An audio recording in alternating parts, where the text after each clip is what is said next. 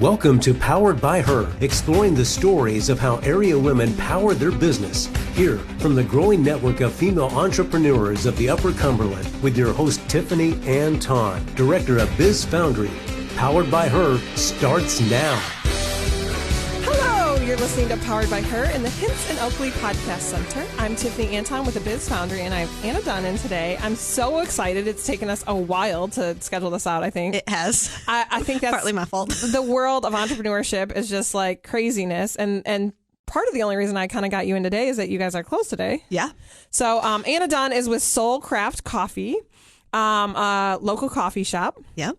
I appreciate you being here today. Thank you for having me. I'm excited to be here. So what's Soul Craft Coffee? Yeah. So specialty coffee shop.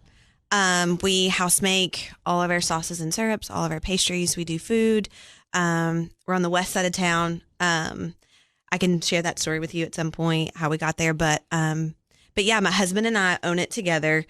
He kept his full-time job and I left my job to run the business. So in Cookeville, in the town we're in, there are some already pretty famous, well-known, iconic almost coffee shops. Yeah. So what makes you think like, yeah, let me do that. Let me bring more competition or even collaboration, I guess, to this area when there's already kind of a couple places that are, like I said, kind of iconic. What made you think, yeah, let me throw my hat in that ring? Yeah. So Tyler and I have done coffee for a really, really long time, and just in our own thing. So we helped open friend circles and stuff like that. Yeah, for sure. We helped open several different shops for other people. One was a large church in town, and then another one was in Baxter. And so we did that and really helped other people do that. Just learned a lot. Super grateful for the opportunities that we've had.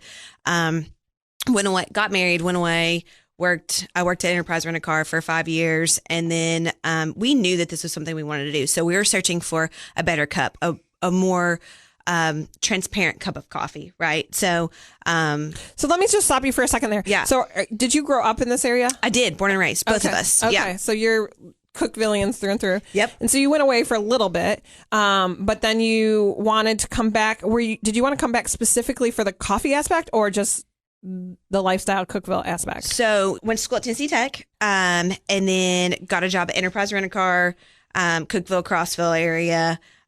Did that for 5 years, and then, but we knew that this was something that we wanted to do. So we saved our money, and then we bought a trailer in 2017, a coffee trailer, to see if Cookeville. So kind of like a food truck. Yeah, absolutely. So absolutely. a coffee truck. Yes, absolutely. To see if Cookeville could support a specialty coffee idea. So it's this idea that we from the farmer to me handing it to you, that everything is ethically sourced, that we know exactly what they're paying for green coffee, what we're paying the farmers, that sort of thing. And also that we're up in the game a little bit. We're making our syrups and sauces. And do you care about that? Does Cookeville care about that? And at the very beginning, we weren't really sure, to be completely honest. We have this trailer. It's this whole new concept. We were one of the first food trucks in Cookeville, but we were only doing it on the weekends. And so we would do it Saturday and Sunday. Because you still have full-time jobs. Because we were working full-time. Yeah. And so, and what year was that when you kind of launched that idea of Soulcraft? It was 2017. 2017. Yeah. So you kind of started doing this coffee from a truck just to see if the concept would stick, which is kind of, some people just are like, let's jump right in and start this big business. And you kind of wanted to dip your toe in a little bit first. Yeah. And so that became successful. That was doing well. And so then what made you decide to take that next leap to get a brick and mortar space for yourselves? Yeah. So that was kind of the process. And it's kind of yin and yang with Tyler and I. Like, he's very much accounting background oriented, and I'm more of the face. And so he said, this is a process that we need to take. And I wholly supported it. I'm more like, hey, let's just jump in, you know? Yeah. But it was really smart. And what we actually what we actually did and we didn't realize we were doing is we created this really tight knit customer base. We got to spend a lot of time with them because we weren't super busy at the beginning of the trailer days. And where were you parking the trailer? So you take this trailer out. So we tried to move it around. City of Cookeville is really tough in that realm. I think they've got a lot better, but we ended up just staying at First Realty. So it's right off of Low, right beside the Justice Center. So easy to get in and out, lots of parking. And like I said, at the very end of the trailer, it was, we were open 9 to 1 or I can't even remember now, 9 to 4 or something like that. And it was a line the entire time. So we knew at that point, hey, it's time. We only live once. We're working 80-hour weeks, probably still working 80-hour weeks, but actually doing what we want to do, but we knew this was something we wanted to do. And our people wanted it. They're like, man, we would just love to like sit down with you, to have a conversation with you and not this like awkward through the window, we're up high and they're down low kind of deal. And so yeah, that's kind of how the brick and mortar dream came to be. But really it was from the start, we wanted to see if it would work. And then we were like, yes, this can definitely work. We're definitely going to do this. Then what does it look like? And so we spent probably a year, 2 years, just kind of sharing with the people that were really special to us. Hey, our dream is to open a brick and mortar. We want to be on the west side, and that's where we want to be. And I think when you like kind of have that goal and that that's what you want, then you can just be patient until the right building, the right place comes around. Yeah. And so what was that building before? I can't even remember. Yeah. Now. So it was called Streamliner Creative. Oh yeah. It was like a design. Yep. Website design, logo design company. And growing I went up in here, there one time and no one was in the building. Yeah. I was like, what is this? Who is for this? sure. So, can I tell you the story about kind of how this happens? Yes. Let me reintroduce you. For those who are just joining us, we have Anna Dunn from Soulcraft Coffee, and you're in the Hinson Oakley Podcast Center. You're listening to Powered by Her. So you wanted to be downtown, right? And like I said, there's a patience with that, which can be frustrating, but then kind of can be like a little liberating. Like we're not in a rush, we're not in a bidding war to make sure we just get out of this trailer. So there's some excitement with that too. Yeah, absolutely. And that was kind of the plan. We still had our full-time jobs. We weren't sure what it looked like, and we could wait, so we could be patient. And so we get a phone call from a really close family friend who we had shared with, hey, she's well involved in the community, and we said, hey, we want a space on the west side. And she said, I think I may have an idea for you. And so the guys who bought the building, super awesome dudes. And we met with them and their realtor over at the space, which was Streamliner Creative at the time. After work, I had been to work and Tyler was about to go to work, and we sit down with them. Well, we walk in and I mean, the walls are chocolate brown. There's carpet, there's walls everywhere. And I'm like, I don't have that kind of vision. Like I can't see a space like that. I need somebody who's a little bit more artsy and anyways, so we sit down with them and they were adamant. They felt so drawn. Like we didn't even know them. Yeah. We had never met either of these guys. And they said, we don't want anyone but you here. Wow. Is that incredible? Yeah. I mean, they didn't know us. We're, at this time it's 2019. We're still in our 20s, like we're just two kids. We got this trailer. We're doing all this crazy stuff. Yeah. Like, I don't know. We walked away and I just remember looking at Tyler thinking, first of all, I don't think that we can do it in this space. Obviously we did. And obviously it looks a lot different than it did before, but, and it was closed off. There was not the kitchen that you have. Oh no. Now. And So we start having conversation about it. Tyler's like, I think we can do it. And I'm like, okay, I'm with you. Let's do it. And so what they did is we just worked out a deal where we just gutted the place. And yeah, now it is today. We've got a kitchen. We've got, obviously bathrooms and seating area and our espresso bar and a really nice front window. And so I think the thing that's really neat, I love the downtown Cookeville area and the feel and all the things that we've been doing on the west side. I love, the Biz Foundry itself being down there, and I can walk to all these restaurants or boutiques or get my hair done now across the street from you guys. Right. And, coffee shops and stuff. And so you're part of this ethically sourced, kind of healthier, know where your food is coming from kind of movement, which is great. But then you're also just a part of the downtown feel of Cookeville, and you're adding to the value of this community in general.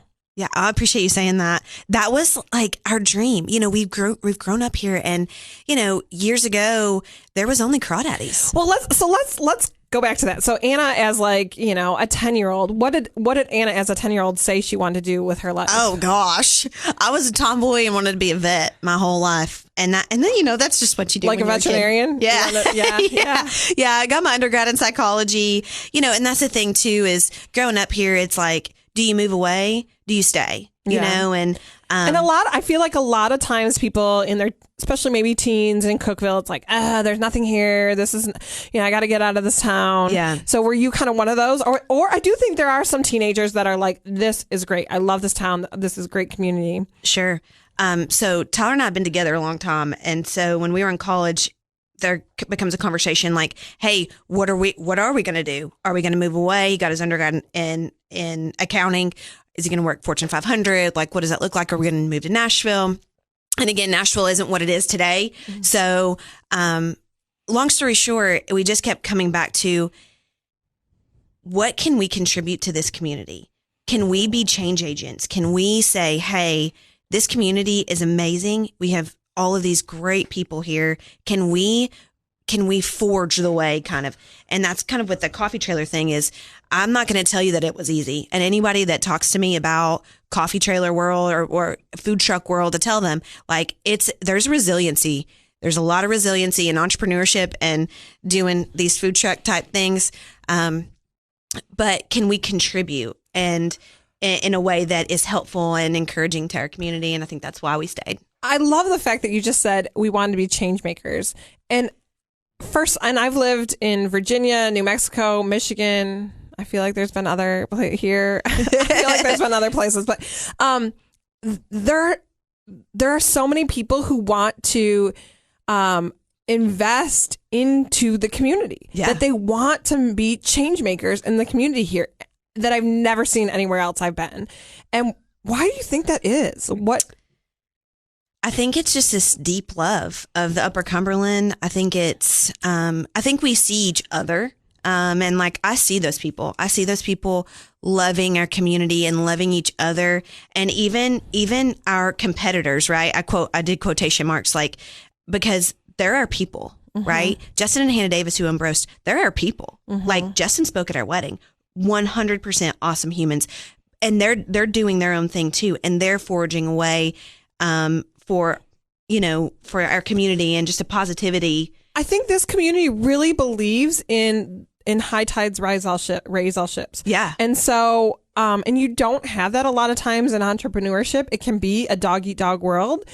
And I think the sooner you can learn that collaboration is not the death of your business, the farther you're going to go. Oh, yeah. And so it's really interesting. And I don't know, if you could tell people who are listening, it's not just people who are here. Hopefully, all over people are listening to this podcast. So what would you tell a business owner that to change the landscape of their community? Go find people that you see that are passionate about what they're doing and love on them. Buy from them, support them. Even if you can't support them within your business, like, support them outside your business. So frequent your local shops. Like, I know that sounds so stupid, but it's true. Like, we have a local bread company, Meg's, you've had her on. She is fantastic, a wonderful friend of mine. Before we started doing food at the shop, we would order food. We would order bread every week because I believed in her and I wanted to support her, even if it was an $8, loaf of bread. Well, and one of the things we were talking about earlier before you started is that you've had some jewelry makers in, and so that you allow them to set up their stuff and sell their wares, and that doesn't necessarily fit into coffee or selling coffee or whatnot, but you see the value in supporting other entrepreneurs. Oh, 100%. And so there was a conversation with my friend who does macarons, the French cookie, Kirsten. She didn't ask to set up at our shop. And I just asked her one day, I was like, because she comes in the shop all the time. I was like, hey, why haven't you asked me? And she was like, I thought you would say no because you do your own pastries. I was like, I got my calendar out. I was like, when do you want to do it? Yeah. Do I make macarons? Macarons. I know. Sorry. So we're gonna Southern macarons. We're gonna go outside of Soulcraft Coffee right now. We're just gonna give a little tidbit to everyone who's listening. So we're not trying to be fancy when we say macaron. That is, we've learned. Kirsten has taught us that that's actually how you say it. Absolutely. So just a macaroon is like coconutty and like white, and a macaron is like a little sandwich with yumminess inside. In the middle, I don't even know how to, but go Google both of them and you'll see there's a difference. And so thanks for saying that, because it feels weird saying macaron, but that's how you say it. I know. That's your PSA for the day.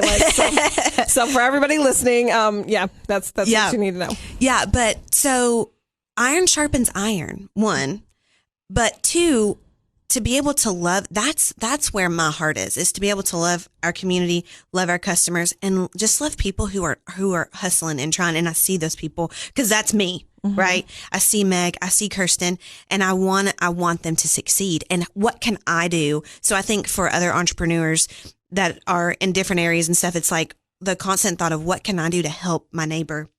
What can I do to help this girl, this woman succeed? Because I feel so strongly that we need to help each other and encourage each other. So, in case you're just joining us, we have Anna Dunn in the Hinson Oakley Podcast Center. You're listening to Powered by Her. I'm Tiffany Anton from the Biz Foundry. And so one thing, so you were just mentioning these people and partnering with them. And I'm going to just break it down to the business aspect of that, though, too, is that if you have a jeweler, you have the French cookie, you have these people into your shop, they're bringing their whole audience to see your people. And your whole audience sees them. I think sometimes in this smaller region, people feel like they're so well connected and they know everyone. I just had a conversation with a friend yesterday that said, it's really difficult for me when somebody says to me, I know everyone, because no one knows everyone. No. And as small as this town feels, when I first moved here, I was a stay-at-home mom and I had a young child, and I was with a bunch of other stay-at-home moms, and some of them were from here, some of them were transplants, and it felt like, oh, we're so connected. And then when I started working at the Biz Foundry, I'm like, these are a whole group of people I've never met before. Right. And then I'll meet somebody else who's really well connected, and I'm like, oh my gosh, you have all these people that I don't know. Yeah. And so I think that's a really big aspect of it too, is that don't be afraid of the collaboration, because their people and your people then mix, and you kind of share your crowd together. Absolutely. And you can really change the dynamic, right? The way people feel about the idea that you don't have to hate or dislike or talk bad about one to love the other. Right. You can love all of them. Yeah. And you can support all of them. It's just like we were talking with Ben, like, he can love all of these different nutrition shops. He doesn't have to just support one. Right. Yeah. And I think that's the thing, is just, and I love that about this area and this region, and really, but it really does help your own business. I mean, we don't need to beat around that bush, is that it does really, I mean, people who are here and they're struggling in their business and they think, I'm so scared to reach out and collaborate with, because then I might lose customers. And it's like, but you can grow your audience in ways that you never thought you could. There's a bigger picture, right? And there's a bigger picture of community and being a part and forging a new way. Yeah. And I think it is an old way to think, like, and kind of maybe the way that the old school way is like protect your own and like all this thing. And maybe it's our nature to kind of do that, but it's like fighting against that and saying, no, there's a better way. Yeah. There's a better way to love people. There's a better way to be a part. And I think that that's kind of what we're doing. And I really, like you said, I really feel like our community, especially the people that I've chosen to surround myself with. And I think that's a huge thing too, is you need to find people that are like-minded to surround yourself with. One of the people that I think of when I think of partnering and things like that is Rodney Lalo, Backroom Bistro. He's the owner there, and he just did Seed to Fork last night, and he is partnering with all of these local businesses, some of which do the same thing he does. Yes. And so it's a beautiful example of what that looks like. Mm-hmm. And if you surround yourself with people like that, you naturally, it kind of comes out as like you just support each other and love each other. So we, most of the listeners of the podcast are women. And so, and as women, we tend to do all the things all the time. Yeah. And so you are also a realtor as well. So when did that kind of come into play, and how did that, in your process of starting the food truck, where's that in the timeline? Sure. So, when we knew that, that we were going to open the shop, there becomes this conversation of, okay, well, this is the main hustle, but what can I do to contribute as a woman? As, hey, I pay my own stuff. I want my own things. I don't want to, and of course, my husband's fantastic. I wouldn't ever have to ask him, but I don't want to have to ask him. I want to contribute our own money. I think that's a thing that women put on themselves, and it's just the way we are. But yeah, yes, and so and that's completely transparent. I wanted to be able to say, hey, the shop, we have it's got its own business plan, and it may or may not pay me any money right now, but it will. But how am I going to make money to contribute to our family? Like, it's just me and him, but still, like, we have dreams and goals and things like that. And how can I contribute? And so, real estate has always been one of our things. So we've collected several rental houses, some storage units, things like that over the years. And so it kind of came natural. And it also came natural because my mother-in-law has sold real estate for 25 years. So I was still at Enterprise. We knew we were going to open the shop. And I said, what if I got my real estate license and I helped Kathy? And so I called her. I said, hey, how do you feel about this? Could we work together? Of course, she's a fantastic woman, amazing woman. And she said, I've been waiting for you to ask me. Oh. So, but there's seasons, right? I needed to go and I needed to work at Enterprise. I needed to learn all the things that I've learned there. I'm super grateful for my time that I had there. But I needed to do that to be able to come in and have that really intense work ethic to move forward, to kind of do my own thing. So. What would you say is your favorite part about entrepreneurship? Is it the investing into the community? Because you can tell, it's just oozing out of you that you really love that and you feel very passionate about that. Or is it just like kind of being your own boss and running your business? Or what's the best part about being an entrepreneur? And don't get me wrong. We're talking about all the good things, and it's a hustle. It's a hustle, mm-hmm. And there's no doubt about that. But I love that. I love to work. Always have.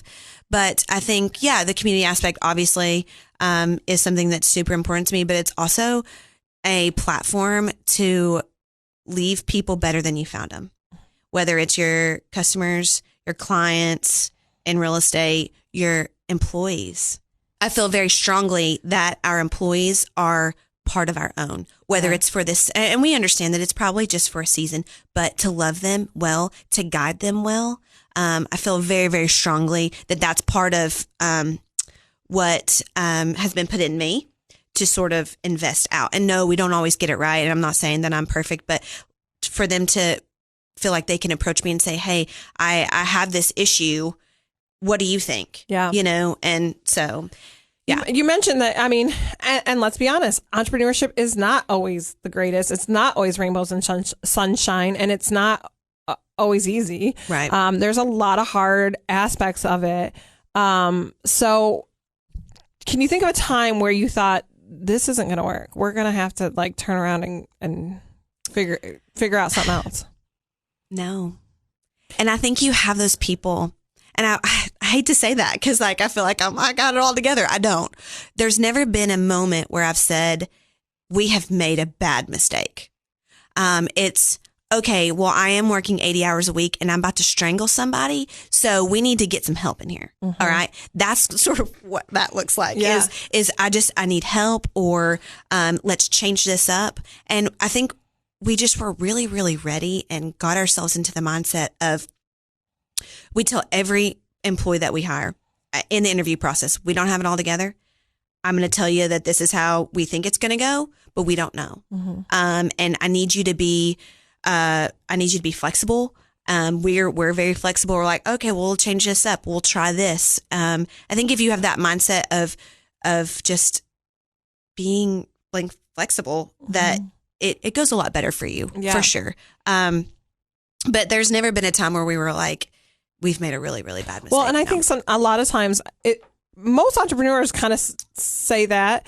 And I think that's because they see the goal. They're going forward. They're not going backwards. They're not looking back to see what mistakes they made. They're going forward to see how can I be successful and catch my dreams the way I want to catch them. Yeah, for sure. I think you hit the nail on the head. Having goals, having short goals, like, hey, this is where we need to be this month, next month.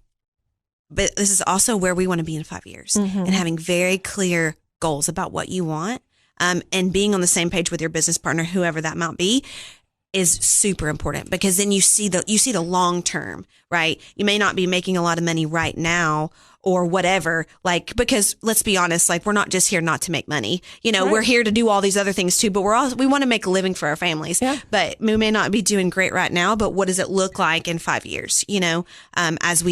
As we continue that hustle and we say, hey, I might be putting in 60 hours a week at Soulcraft right now, but in 2 or 3 years, it might look like a normal human, like 30 or 40, and I think one thing that I could encourage entrepreneurs is you've got to work your business. You can't, it's hard to be super successful if you aren't there.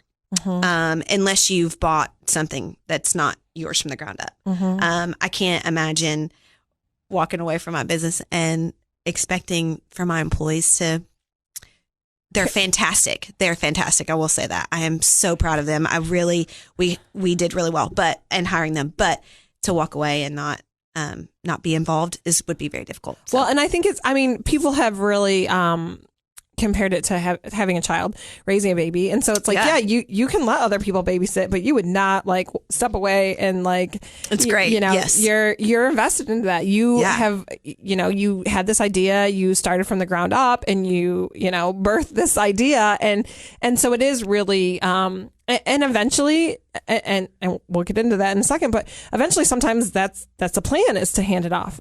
Yeah. Just as we do our children, but it's a long process to get there. So absolutely. So what is the future for Soulcraft? What Soulcraft Coffee? What do you think? Right now we just introduced some food. Super proud about that. That was in the plan. It actually was in the early 2020 plan, but COVID. So, we tabled that, just introduced it really the last several weeks. I'm really proud of that. And there's a lot. And, that we have plans for, little things to change and big things. And I'm excited for it for sure. Yeah. So how can people find you or get a hold of you or? Yeah. So working on a website. Thank you, TTU. And Andrea, Andrea. Yeah, Andrea Cruz-Scott. I was not even trying to try to say her last name. The She's Center fantastic. For Rural Innovation. That's right. Yes. She's awesome. We have a fantastic university here. She has been on. She takes pictures, and she's been on the podcast she before. Has. So. Yeah, so she's part of my Art Prowl art community crew that I feel very, very strong and protective of. I love them so much. But anyways, so thankful for Andrea that we're going to have a website soon. That was where I was going with that. We got Facebook, Instagram, Soulcraft Coffee. We've got a phone number. Order online. You can say your phone number. So our phone number is 854-0017. All right. Phone number and website soon coming. Yep. All your Facebook, social medias. Instagram, Soulcraft Coffee. You can order online, soulcraftcoffee.square.site. We've got curbside pickup still. We'll probably continue that for quite a while. And you're right downtown on Broad Street in Cookeville, Tennessee. And I'm really excited to see kind of where you guys go. Like I said, I love walking around the corner for you guys. And I'm not as huge of a coffee drinker, but you got your lemonade, your fuzzy lemonades. I don't know. Yeah. That's what I call it. I love it. That's cute. That's awesome. So anything else before we go? Anything else? Party words? No. I think I'm just really grateful to be here and thank you for having me. I'm so proud of the women in our community and you are encouraging that. And I think sometimes we just don't get seen because we're out there hustling and that, just like you said, you don't know everybody and we sometimes don't know everybody because we're hustling so hard. Right. And we're working so hard that we're just like in it and we're doing it. And so thank you for giving me a platform to be able to just share and kind of let everybody know what's going on. And I love my hope of this podcast is that it inspires people to think I can do it too, because 10-year-old Anna did not think, probably 18-year-old Anna did not think, I'm going to own a business and I'm going to run this business. You got a degree in psychology. It's not like you thought, I'm going to have all these business skills to do this, but you just had this dream and this passion, and you did it. Yeah. And so I think that's my biggest thing for this, is that I want people to understand, if you have enough passion for whatever it is, you can find people along the way to help you get to where you want to be. 100%. You just search them out and say, hey, mentor me. That's one huge thing. I was telling a girl the other day, she was interviewing me for something at tech, and I said, you need to find a mentor. Find somebody that you see doing what you love and ask them to be your mentor. Just ask them. If they say no, then you just find somebody else. Like, no big deal. But you need to find somebody that and I've had those people in my life along the way, and I'm super grateful. And that was before the whole, like, this, maybe it was even like a real word. But they just kind of stood alongside me and encouraged me. And in all the hard things in our lives, we've all been through those things. It's like, you get to choose if it's going to get you down, or if you're going to just like pull yourself up by your bootstraps and move forward and say, this isn't going to be who I am. I'm going to be better than this. Yeah. You know? And I think that a mentor, you can have different mentors for different things. So Absolutely. You can have a business mentor that's going to be the one that's like, no, those aren't the right numbers, that you need to reprice your products. But you can have somebody that's just the one that's like, no, keep going. Yes. Because I'm not going to let you give up, because I know this means a lot to you. And so mentors it doesn't have to be the smartest, book smart person or whatnot. They can give you different ways to kind of fill your bucket, is what we say in my house. Yes. In different aspects. Absolutely. She's a friend, but she's financial advisor, fantastic human. I sat down with her and I had tears in my eyes when I was working at Enterprise, was making really great money. And I said, do I leave my job? And she looked at me and she goes, yes, you do. And I needed somebody who wasn't my mama, who is my biggest fan, to say to me, you can do this. I see you, and you can do this. Yeah. And you need to leave your job, and you need to just do it. And still to this day, she calls me and checks on me. And again, it had nothing to do with finances. It had to do with, do I see this in you? And she said yes. And so that's a huge encouragement to your listeners, is that just find those people in your life that are going to encourage you. And if they don't, get them away from you. Yeah. Yeah, that's very true. I mean, it's true. It is true. So thank you so much, Anna. Yes, thank you. Everybody go check out Soulcraft Coffee. Go stop by there, check out the website, and grab a cup of coffee. Thank you. You've been listening to Powered by Her. Download your favorites and keep up with new episodes in the Hints and Oakley Podcast Center.